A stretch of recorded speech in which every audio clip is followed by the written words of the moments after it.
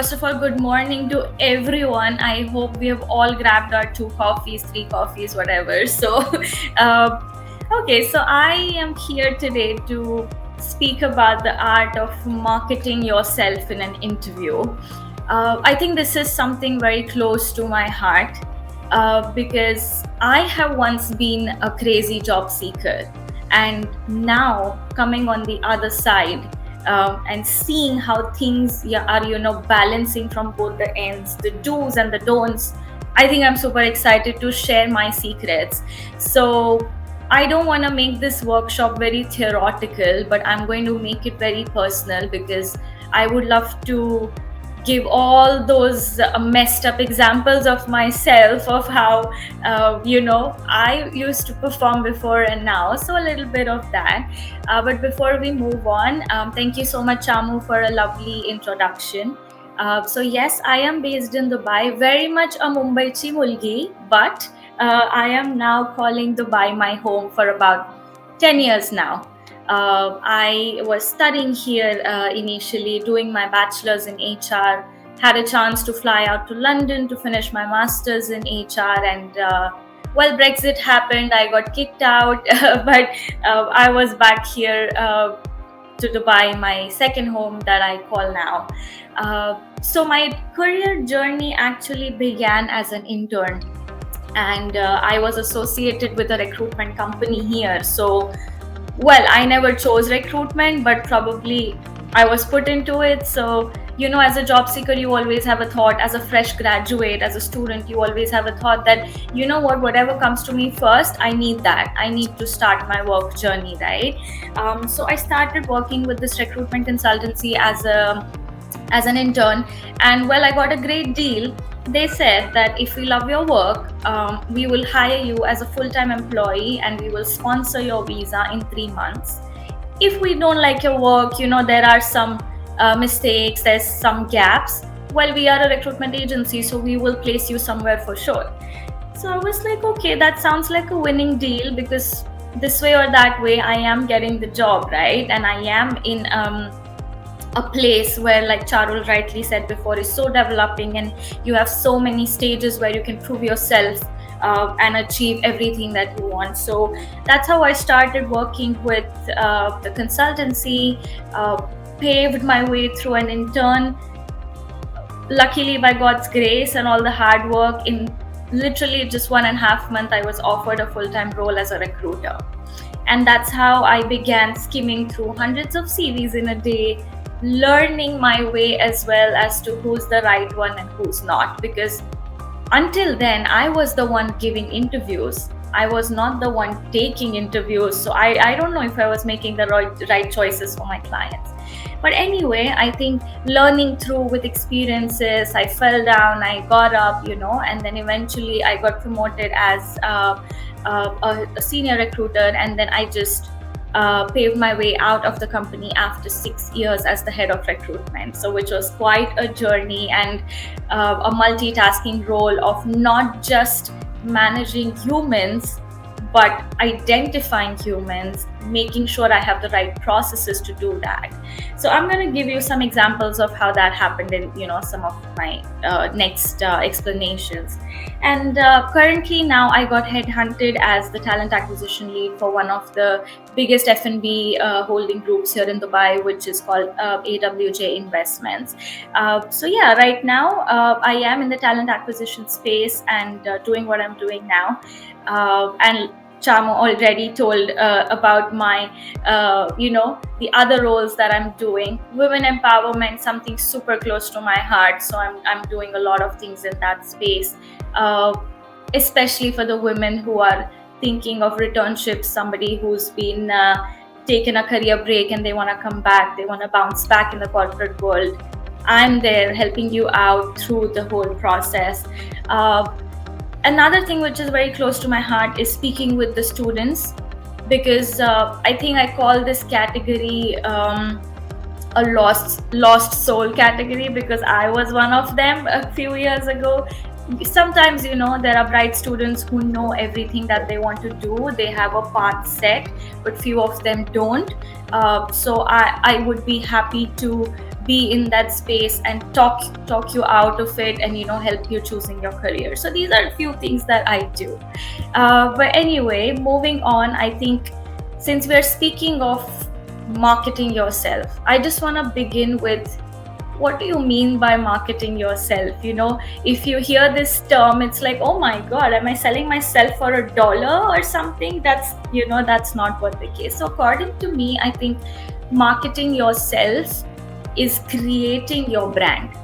See, we all love brands. We go to the brands that are flashy, glorious, they're fancy, they're colorful. That's something that attracts you. So why not you make your own brand? Why don't you make yourself so strong that all the people are coming to you for advice, help, friendships, anything that's possible? So yes, I call marketing yourself the art of creating your own brand, to put your thoughts and perspective out in the world through yourself, through your brand, and also to communicate very boldly as to what you want, what you can do.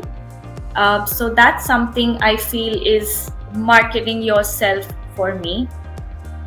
Now, why do you feel the need to market yourself?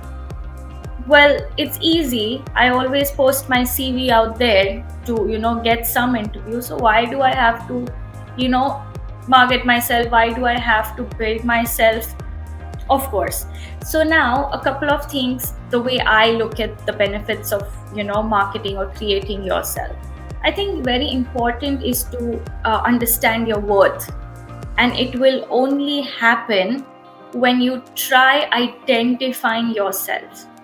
It's certainly a world where we call it the corporate race, because everyone's running, everyone's trying to get the job, everyone's going for their dream role. So how do you make yourself stand out from the crowd? So I think this is why having your own brand, having to market your own self is extremely, extremely important.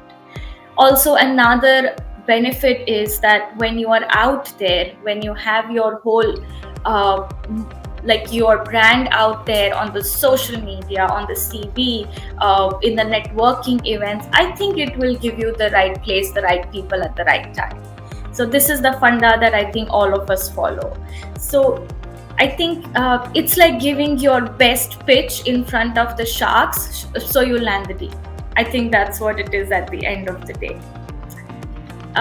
Moving on, I think before we get into the basics or the steps that I would be sharing with you guys, I think to start marketing yourself or to start doing anything related to your own self in front of others, it's very important that you identify yourself. It's very important that you know what is best for you, what is it that you want to do. So the very first advice or a very first thought that I have for all the students out there is that do not randomly start applying. Do not randomly panic yourself and be like, hey, I want to be in marketing, hey, I want to be in HR. No, just try to focus on what is your strength, what is it that you can do, based on which the next step is you identify the roles that you want to go for. And after identifying the roles, I think it's important that you identify the right companies. See, these days it's nowhere a market where you're randomly applying for anything that comes your way. I think it's a job seeker market. It's no more an employer's market. So it's very, very important that you get your own choices of choosing the company that you want to be a part of. Now, of course, the company should want you as well, but I think that's what we are discussing now. How can that happen? How can your brand sell for itself and the dream job just, comes to you very naturally? Here I'll give a little secret of mine. I think it's no more a secret. A lot of people are already doing that, but we were speaking of ATS earlier, which is such a crucial point, because even as a recruiter or as a job seeker, what used to happen is when I started applying for jobs after finishing my studies, it was surprising that it's been a month it's probably I have done like thousands of applications, Naukri, LinkedIn, Facebook. I didn't even leave Instagram to find jobs. You put the hashtags and you see the job. So what is it that is missing? What is it that is not happening? So I think the very first thing, the first secret that I tried out was modifying your CV as per the job description. I think Charul mentioned it very well earlier, so I'm not going to go much deeper into that. But I think that is the key.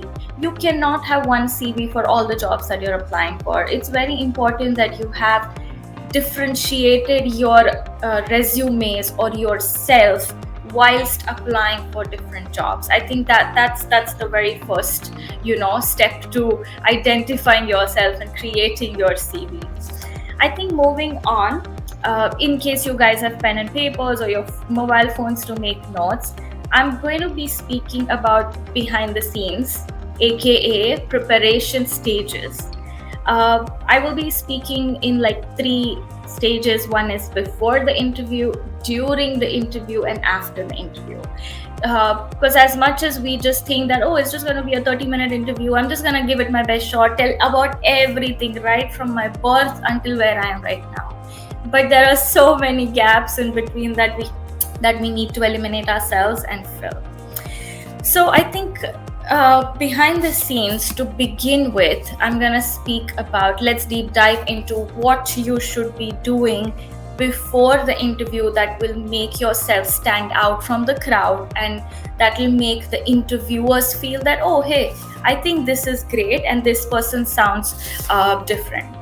So the very first thing is research. I believe in 3 C's: company, culture, and competition.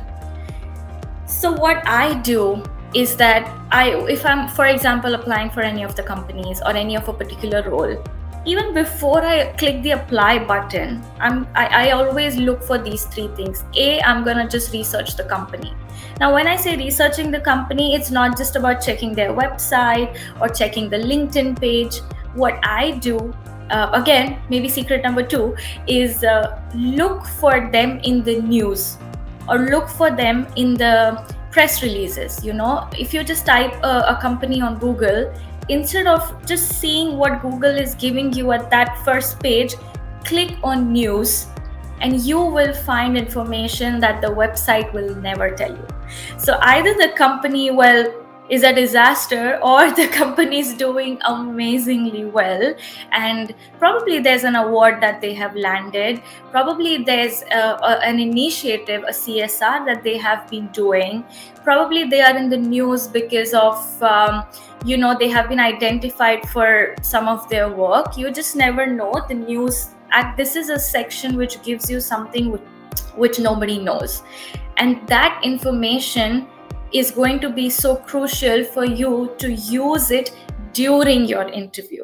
You can actually relate your answers and complement them along with the news that you have read about the company.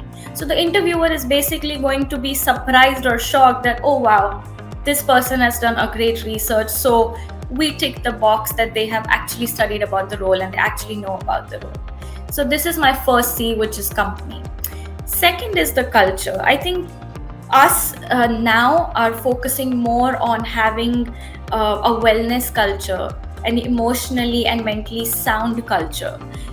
We are all running away from companies. If you see a lot of politics, if you see a lot of micromanagement, it is very important that you have studied this culture. And how can you do that?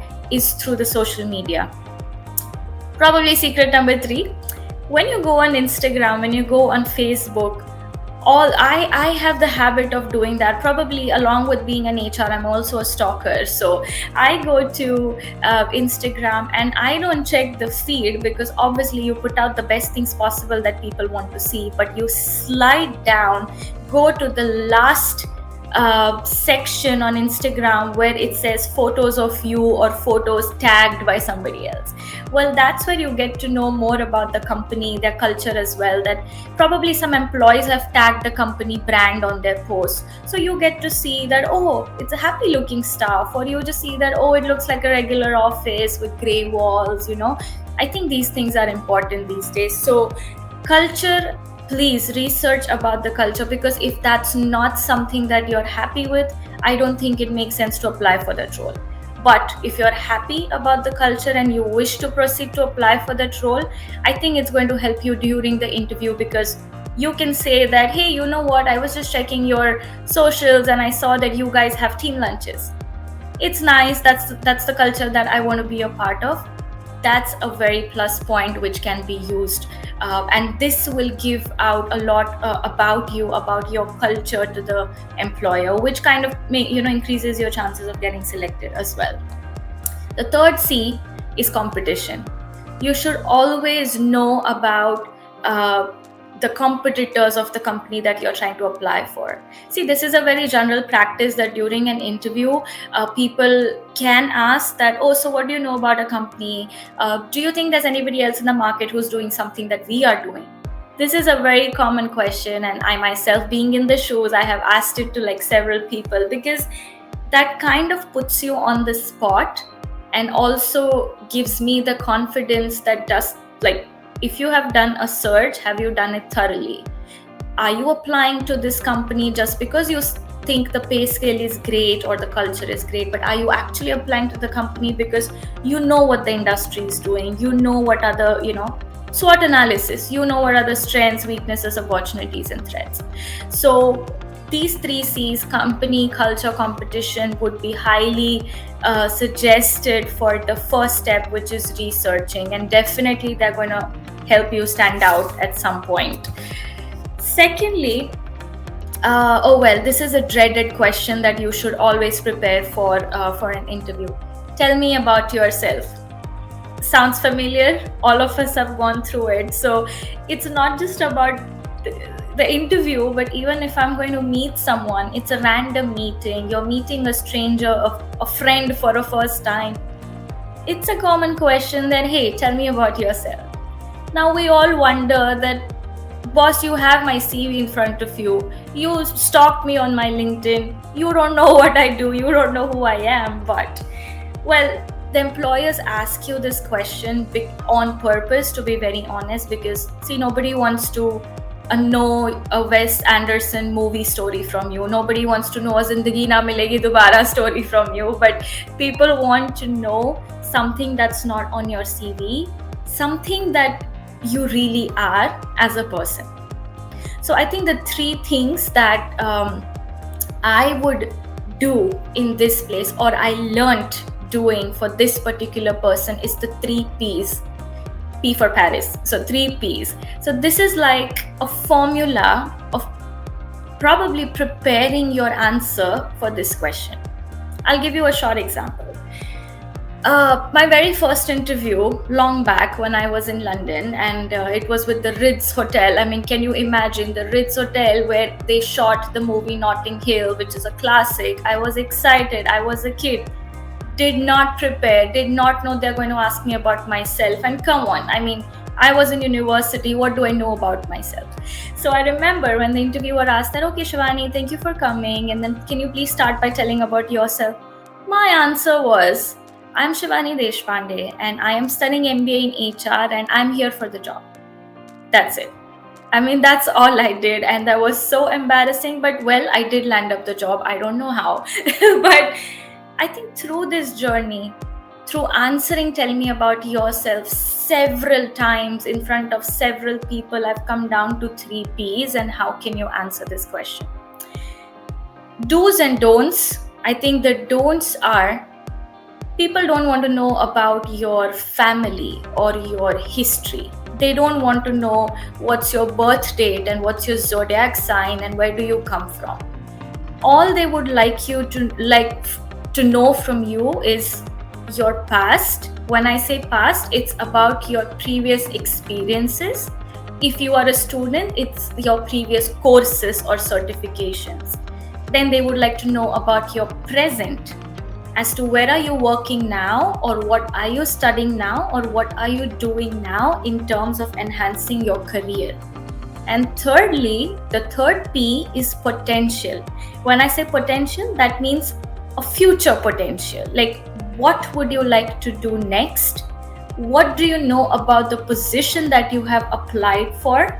and how do you think you're going to be great at this position with us in the future? So these three P's come together and form your tell me about yourself. Let's dive into an example. I'll be happy to hear your answers in the chat windows to all those who are listening, that how would you answer this question right now after knowing the three P's. I'll give you my example. So starting with the past, I am Shivani. Previously, I was working with a consultancy as a recruiter. I paved my way through, being the head of recruitment when I left the company, and my key responsibilities were hiring talents locally and internationally.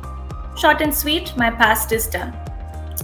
Presently, I got headhunted by one of the F&B companies called Ouch, and I'm working with them in the capacity of a talent acquisition head. And again, now my responsibility has grown from not just local and international hiring, but now I also look into the strategic side of talent management. I'm involved with my greater management to sit with them and create strategies as to how can we hire, how can we not. And I am here today.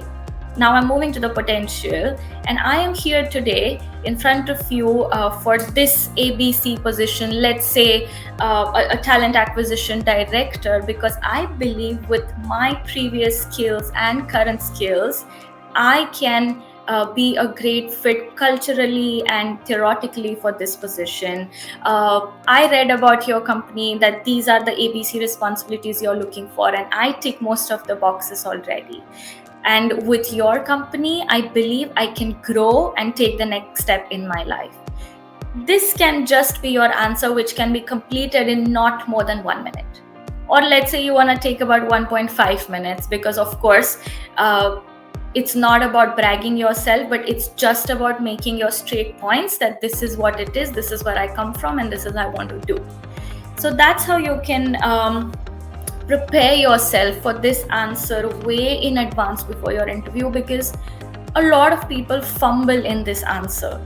Of course, you're nervous, it's an interview.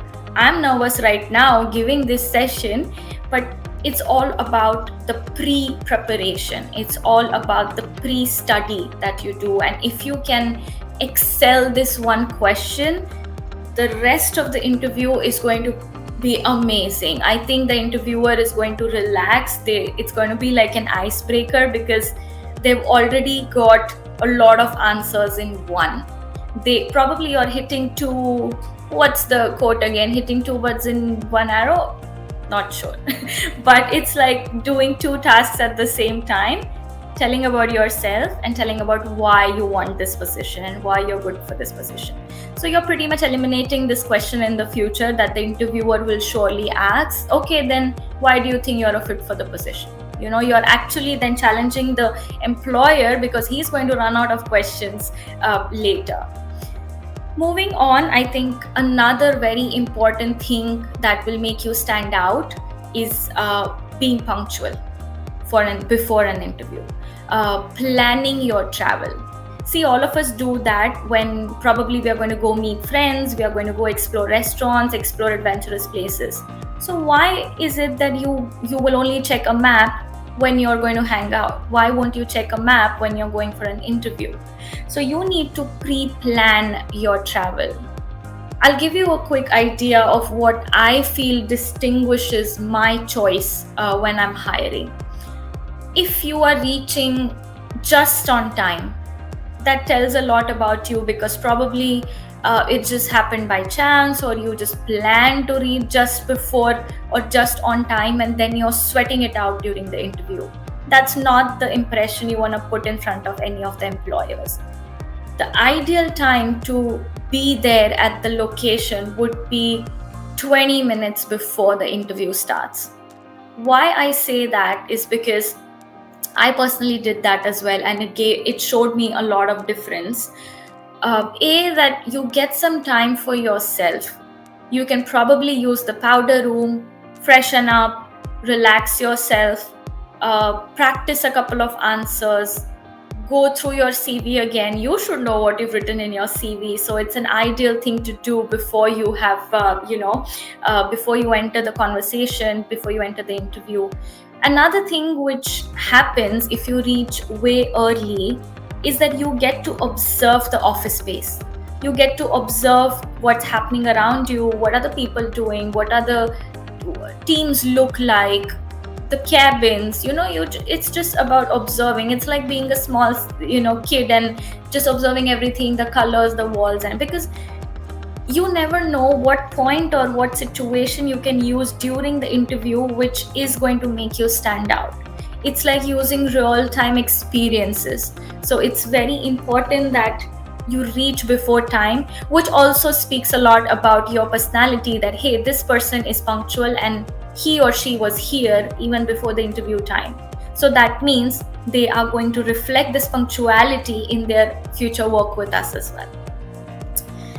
Another thing which you could do before an interview is make mirror your best friend. Practice makes a human perfect. We all know that. Why just look in the mirror when you're getting ready? Why don't you speak with yourself when you're standing in front of the mirror? Try the tell me about yourself question looking at yourself in the mirror, which will give you a bit more confidence. So when you're sitting in front of the interviewer, it will be a deja vu moment that, hey, I know this, I practiced this. I remember looking at myself and talking about this one particular point. So let me just use that here as well. So mirror is your best friend and practice is your super best friend. I think these are the things which are very important. I'm only speaking of this one question, like tell me about yourself. But of course, it doesn't limit you from exploring other questions which will come to you based on the job description that you've applied from. So pretty much by heart the job description. Highlight the key points that, okay, this is something that they are specifically looking for, so I have to prepare questions around that. For example, the positions that I have applied for in the past, let's say I'm applying for a recruitment manager position, let's say for example, and the job description says that we need a candidate with an experience of somebody who's done team management, who has handled recruiters over 4 to 5. I highlighted that point and I was so sure that the company might ask me this question that, okay, Shivani, your experience, everything is great, but have you had a chance of handling a team? So if you have handled, it's easy to say that, yes, I have, and this is the way I did it. But if you haven't, at least you get the time to prepare an answer which will be convincing that, you know what, sir, I haven't handled a team before, but I have XYZ skills which will make me a good manager and I will be able to take up this responsibility. And I think this will only happen when you are probably deep diving into the job description completely. Not many job seekers or applicants know about the JD. I faced it, let's say yesterday, I was speaking to someone and I said, okay, I would love to invite you for an interview and etc. And after 20 minutes, this guy asks me that, sorry ma'am, but can you please tell me this is for which position again? And I had my answer. I knew I didn't want to move on with the meeting anymore. So, know your job descriptions, know your jobs. What will distinguish you from another person is also at the very first step. See, nobody will directly send you an email that, hey, we would like to invite you for an interview. There will always be a call which will be given. There will always be a screening call which will come to you.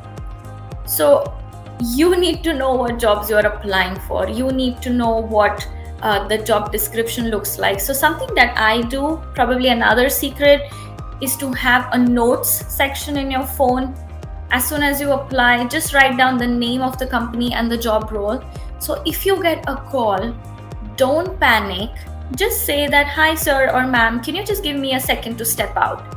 So while you're stepping out, you're actually going to your notes, quickly checking what is the relevance of this position and the company. So now your mind has started giving you the memory of applying for that position, and now you're prepared to take the call. And then you can be yourself, saying that, okay sir, let's continue. I think that's something that will make you stand out from other people as well. And lastly, I think what you could do before the interview is do a little ramp walk of yourself, just create a little fashion house in your home. Why do I say that? There's always a very common question that, am I supposed to wear formals? Am I supposed to wear a blazer, a suit, a skirt, heels? Oh my God.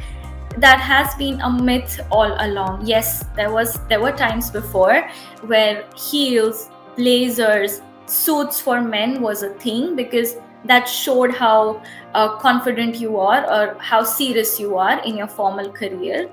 But now the times have changed. Employers have gone a bit flexible and casual themselves.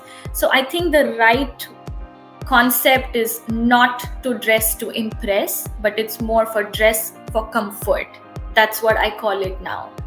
You can be in your semi-casuals, your semi-formals. You can wear a jeans, but with a smart formal top.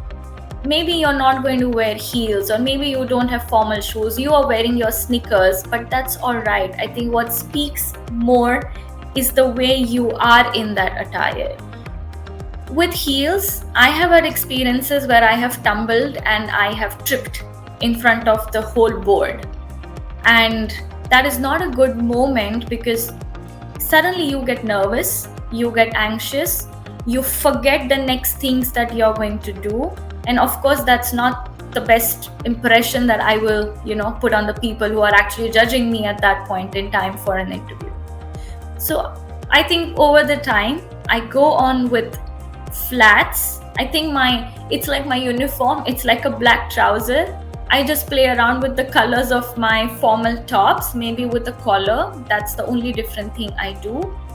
And I'm in my most comfortable shoes or most comfortable flats, as much comfortable as I can get, because my attire is not going to sell myself. I am going to sell myself. The answers that I give are going to sell myself.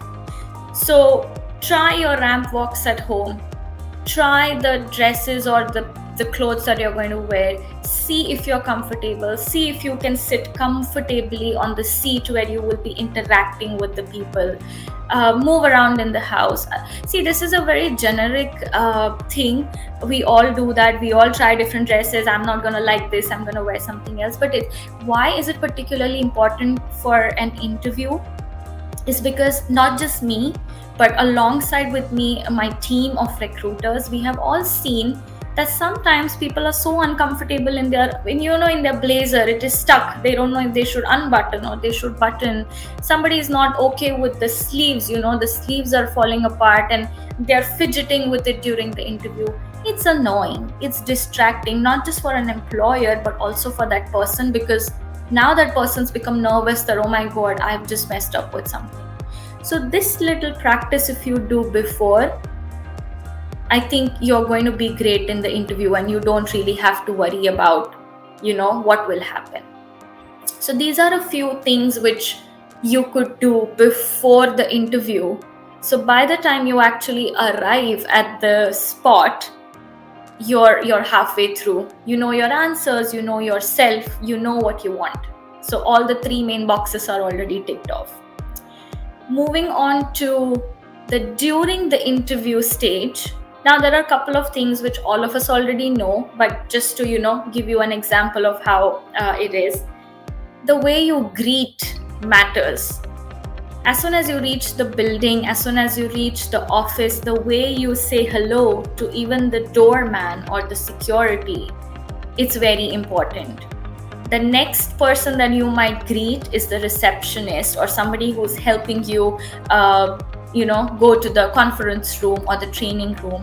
It's very, very important that you come out as the most humble and a very happy person with a smile when you're meeting these people for the first time, because the first impression is the last. And nowadays, as much as reference checks is important once you are hired, it's very important that the employer sees your personality.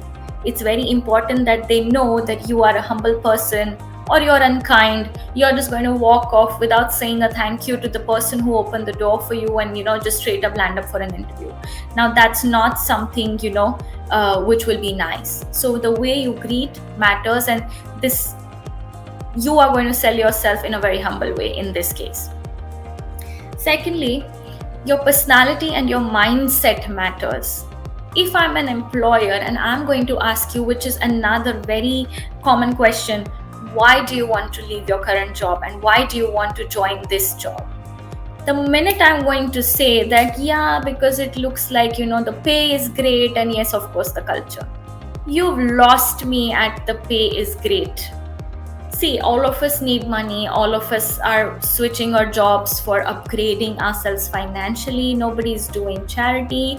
But I think it's very important that you put out yourself very positively. The mindset matters. You need to say that, yes, of course, I'm looking for growth, but also I believe that your company has the culture or the platform that I look for.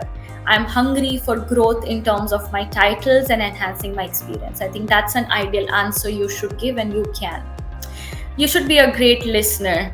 I think let the interviewers always complete their answers, and then you can, just listen to their questions and then you can answer. Do not distract the interviewer in the middle, because then you will come out as a very tricky person. Later, the next very important point that can make you stand out from all the other applicants is not carrying like a luggage bag with you. Do not carry heavy bags with you. Do not have extra files in your hand, because when you go to the office and you're sitting in front of the interviewer and you're going in for a handshake, you don't want all these other things distracting you. You don't want suddenly your phone buzzing in your big bag, and that's a distraction.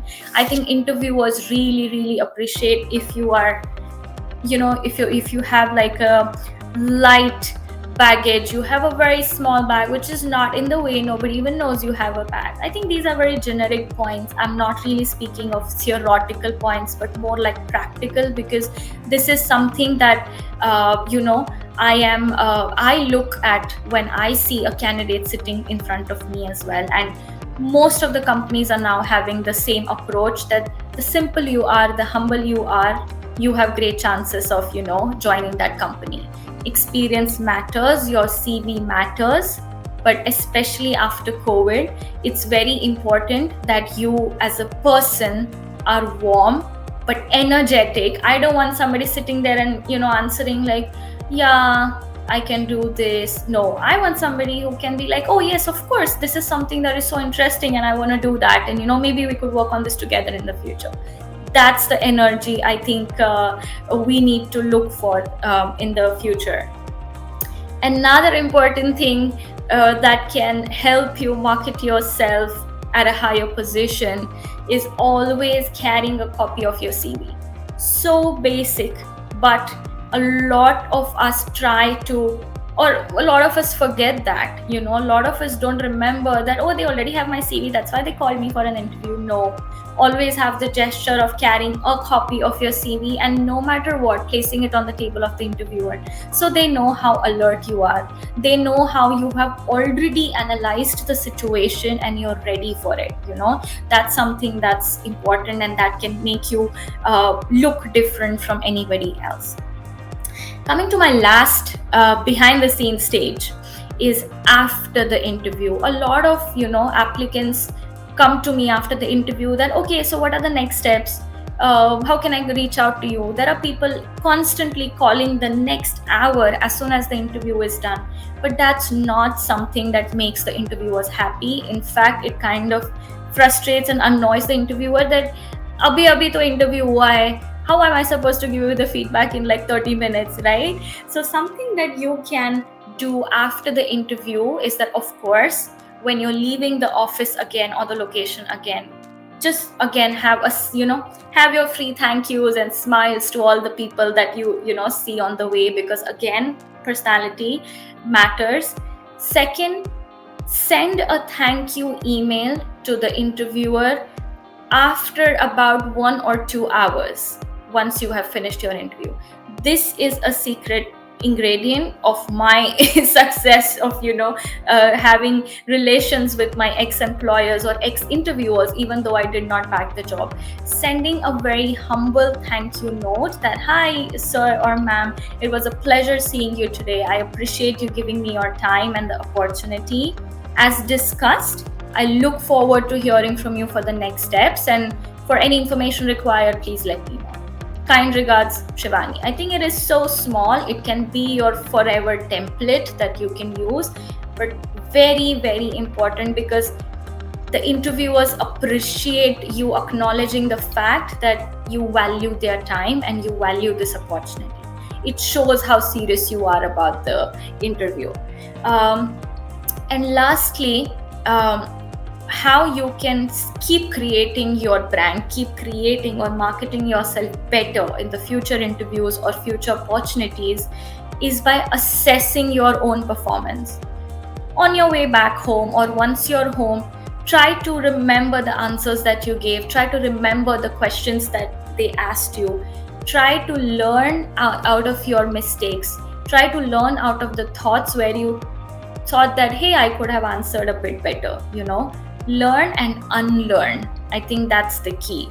So once you have known that, oh, that was my mistake, this is what I could have done better, it's very easy to unlearn and forget that answer and build a new one. I think that's going to be like your next key of how you can keep building yourself. So these are a few factors which I collated from my side before, during, and after the interview of how you as a person can stand out and how the interviewers will have a long lasting effect of you on them and they will remember you for the position. Now, it's not only about how good you do in the interview or how good you present yourself in an interview, but it's important that in other spaces of your career or your life that you are still building your brand. You don't restrict yourself just for the interviews, but overall to progress in your career.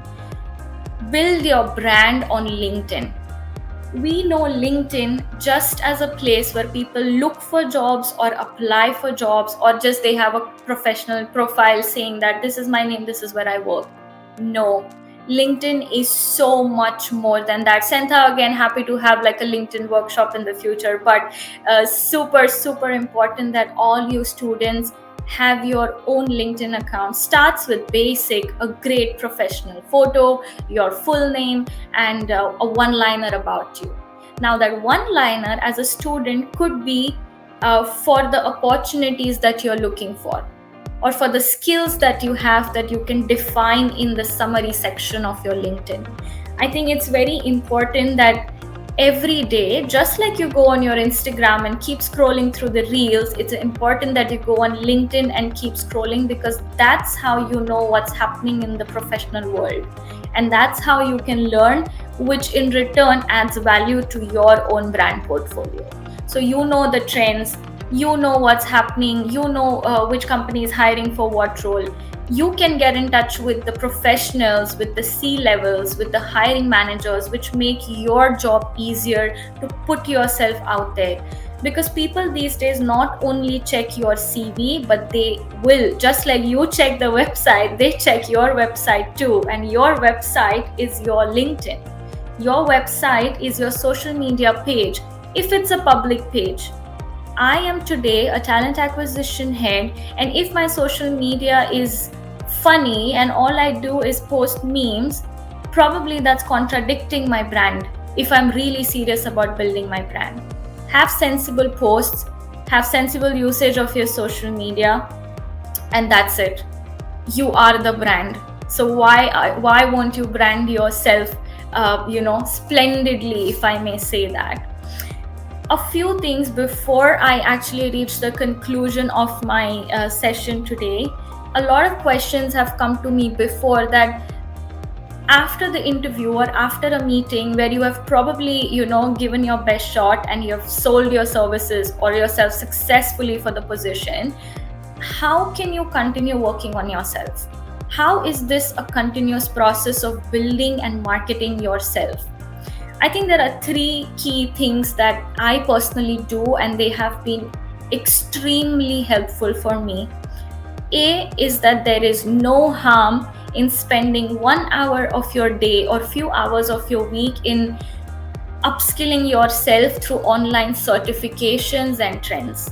There are n number of platforms that give you free courses. For example, being an HR, it's very important. I also know about finance. I know about marketing. I should know about probably how does a payroll work. There could be so many things. I will just go to platforms where I see some free courses about communication, about marketing strategy. I will spend 1 hour on that. I will upskill myself, and I'm adding that certification to my LinkedIn and my CV. Boom. Brand goes to next level. Second thing which is important is the media, which we already spoke about now. Be real and be very authentic. What is on your media, what is on your CV is who you are. No lies. I mean, well, this is not a relationship that you need to be true all the time, but come on, this is a professional relationship. Employers need to know what you can do and what not, because you are going to fall flat on your face in the future if you actually don't do what is on your CV. I might say that I'm a great artist, and tomorrow if somebody tells me, can you draw a house, Shivani? No. Shivani is going to fail. Her brand is disastrous. I'm gone. So just being real, being authentic is very important. And this is something I've started practicing through my media. If you go to my LinkedIn or my socials, I've started speaking about the things that matter to me and not to anybody else. So my values come out to be very strong when I also speak about it in front of somebody else or even an interviewer. Be vocal, but be humble. That's something I follow. And lastly, networking. Networking is the key for you to always market yourself, to always upgrade yourself. I think there's a very beautiful quote by Bill Nye. He is the science guy, the American engineer. He says, everyone you will ever meet knows something that you don't. And that quote is so stuck in my head because that's true. Right now I'm sitting here talking about 10,000 things, but the girls and guys who are seeing me right now, you guys know something that I don't, and you can actually give me those insights as well. So that is networking. I'm learning and I'm giving, and this way I think you are going to upgrade yourself all the time. If I have some new information now, I'm going to meet a new set of people or new group of people. I'm going to use that information there. So I have gone to the next level where my brain and my brand has processed a new information, and I have more insights with me in life. So I would love to conclude the session with another quote. A big fan of quotes because I love motivating and inspiring myself every single day before I make a to-do list. Is that if you don't give the market the story to talk about, they will define your brand story for you. And this is a great quote by David Breyer. Why I love that is because it's true. Only you can take control of your life. Only you can tell the story and the information to the people that you want to. Only you know the things that you want to tell the people, and you want to change their perspective of looking towards you and value you in a certain way. So why let anybody else do that? Why does anybody else have to come to you and tell you that, oh, you know what you could do? You could just, fix your CV a bit better, do that. No, why can't you just work on yourself and keep building the brand the way you want it? Exactly what Louis Vuitton, Gucci, Prada, all of them are doing. They're so vocal, bold, doing what they love, no matter what others are going to think about or talk about you. But at the end of the day, we all go and watch those ads. It's the same. You can't make everyone happy, but you can make yourself happy. And that can be by always building and building and building your brand.